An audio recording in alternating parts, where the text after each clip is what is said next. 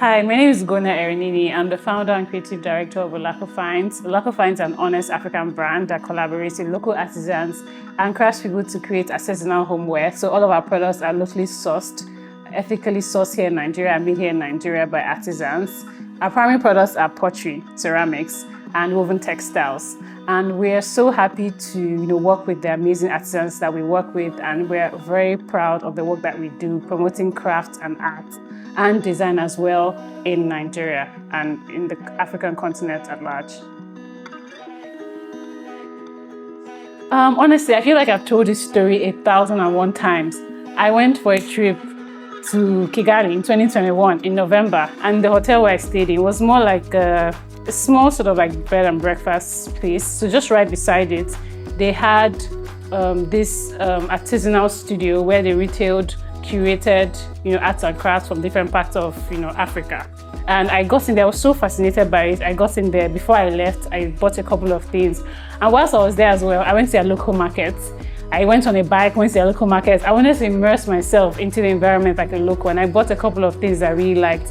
And this just made me think about something, because when I went to the artisanal store, I realized that I was seeing things from different countries, woven blankets from Morocco, from Kenya, from Ghana, but there wasn't really anything from Nigeria. And that gave me an idea. And I'm like, in Nigeria, we have a lot of, deeply rooted cultural crafts. We have, from the Benin bronze sculptures to, pottery, to amazing artists and painters who are doing amazing across the world. But we don't really have that. It's not, I don't know if it's the accessibility or the difficulty with getting these resources, but I just couldn't see anything Nigeria in the entire store. Like, they had things from almost every part of Africa. And I was like, oh, wow, this is something I should do, right? I knew immediately that I wanted to do something in the crafts industry or in the arts industry, but I wasn't sure what part to focus on. I've always loved arts and craft and design. Earlier that year, I'd organized a sip and paint party, but I wasn't sure what industry to focus on, what sector to focus on. I did a little research, and then I decided to settle on underrepresented sectors or industries, pottery, ceramics, because I can easily source the raw material, which is clay here in Nigeria, and it's easily accessible. We actually have an abundance of it, and then woven textiles, because I figured that apart from the very popular Ashoke, and more recently with woven textiles, Ashoke is the most popular. Woven textiles are sort of like a dying breed, and I'd earlier used the Akwette fabric for a pageant I hadn't used it by then actually, but I was so fascinated by textiles. I did more research. I found out about the Akwette fabric from southeastern Nigeria, and I decided to use that to make home decor products. Said a lot. That's just a little backstory on why I decided. So in that moment, I knew that I wanted to do something, and I wanted an industry that wasn't saturated. I didn't want to do like art frames or paintings or painting on canvases. I wanted something different, something that wasn't as popular, something that I could sort of revive. That's why I chose to do what I'm doing now. My background, so my academic background is in IT. I studied information management technology, and after that I worked in editorial, I worked as a brand consultant, I worked in content marketing at a fintech, a little bit of things here and there, but a lot of it has been in media, tech, design. That's really the summary. Ulaku Finds is the first it's very different. Before I started it, I'd never done anything like that before. I don't consider myself an artist or an artsy person. I'd experimented in the past with like tailoring and a few other things, but in that moment, I just wasn't, I think it was just something that needed to bring me out of my shell. So that's my background. My background is in IT and media, technically.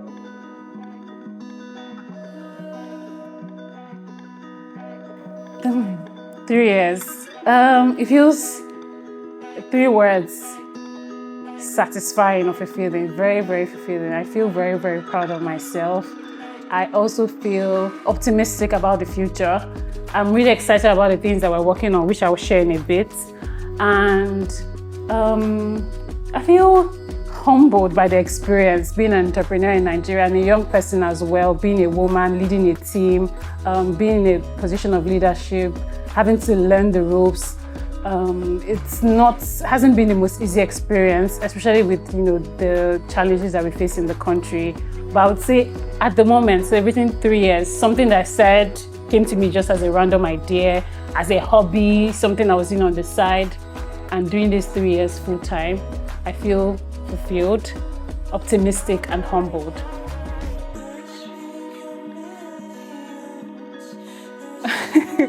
Oh my God, actually don't. So I think it was actually don't. Was it my sister? No, it wasn't. I think it was on Pocket app actually. Either Pocket app or someone on Instagram, one of these two. I just recently joined Pocket app as a vendor when they launched the program for vendors or the platform for vendors to post their products on there and to sell. So I got a sale there. I don't know if it was how can I not remember? This is an important part of my business.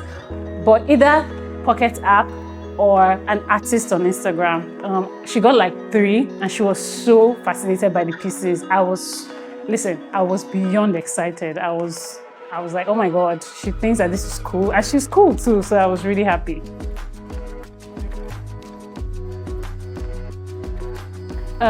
It was actually last year, around this time last year, when we finally finished our studio. So I'd gotten the space in December of 2023. I'd seen the space in December 2023 and I just paid for it in January, and it took a long time to set up. I literally had to break down the entire space and redo it from scratch because the space was a mess. I had to redo the roof, the ceiling, paint, fill up a large hole in the wall. It was a lot, get furniture and also hire people as well. It was quite a taxing experience. It took about 5 months to, complete. And in that moment, I was like, what, I just have to start. Everything doesn't need to be here. Everything doesn't have to be perfect, but I just have to start. So around this time last year, fully, got the studio. And I had the picture that I gotten on Pinterest that was in my mood board of what I wanted the studio to look like. And it looks like that, and I took a picture. I was so happy. I was so proud of myself. Fast forward to 2025. That studio has been in use. It looks like a proper studio now. It's so messy that when I look back at the picture of last year, I'm like, even if we try to recreate this, people won't believe that it's the same space because we've been doing a lot of work. And pottery and clay can be a bit messy, but that was the most unforgettable experience so far at Ulaku Finds.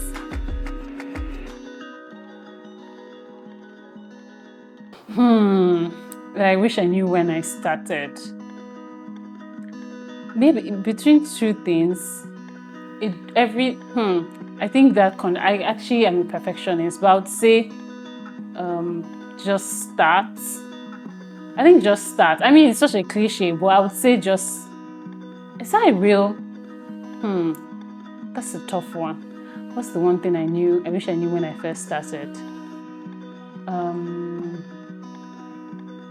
Honestly, it doesn't have to be perfect, right? That's one thing. You just have to start. I know that everyone says this all the time, but it's actually real. When I first started, I was so focused on, just sort of like getting by. I was so obsessed about everything being perfect, and that caused a lot of delays. When I figured out a way to just like keep things going, I figured that, I can make this work and also improvise.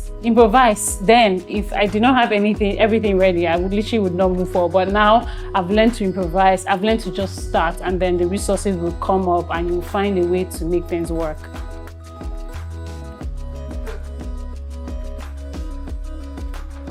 So 2 things were important to me when I went to start Ulaku Finds. I knew that I wanted something that was locally made, and I knew that I did not want to have to import any of my raw materials or equipment, right? So what that came down to was what sector of craft and arts could I easily start in a way that I'm supporting the local artisans and the people who are doing this work, and sustaining and preserving centuries old crafts such as like weaving and the ceramics. I also wanted something that I could easily access the raw materials. So with clay, it can be ethically sourced. We have clay in southwestern Nigeria, we have clay in the southeastern part as well. We also have in the north as well. So I was really excited about using things that were gotten from the earth and things that were also easily biodegradable and are sustainable. They won't harm the environment. That could be easy source, and I didn't need to like import. Also, because of the fluctuating economy, I did not want to be dependent on exchange rate and all of that debate. All of our equipment were locally made here by an amazing ceramist who he did all our pottery wheels, he did our kiln as well. And it's just amazing to see the work that people are doing in their little spaces. I wanted to be able to support that because I realized that if we go back to the local communities, that's where most of these artisans are. Some of them are so passionate about what they do. They are preserving, you know, the culture, they are preserving crafts that their grandmothers taught them. And they're very invested in it in a way that it doesn't matter what is trending. They really are proud of the work that they do. For example, the women that made this woven textile or this woven blankets are in Abia State in Akwette town. Before I started Ulaku Finds, I actually took a trip there to speak to them, to understand the work they do. And I realized that they have an association and community. And it's really just women in a village with their families, and they have the loom in front of their homes, and they're just weaving, and it's just pure passion. And they're teaching this trade and this skill to their children as well. And that's how, you know, these crafts are preserved over the years. Akwette is such an amazing fabric from southeastern Nigeria. It's made in Akwette town, or originated from Akwette town. For instance, a craft like weaving could be going extinct in the next few decades, especially with the conversation around AI taking our jobs. Now, what we can do is use technology to improve the processes so that these women can work more effectively. So at the moment at Ulaku Finds, we use technology or AI to create these woven patterns on the loom so that the women can understand what we need exactly and what we're aiming for, can understand how they can weave these patterns more effectively. I don't believe that because something is trendy or because we have newer ways of designing clothes or textiles that this craft should go extinct.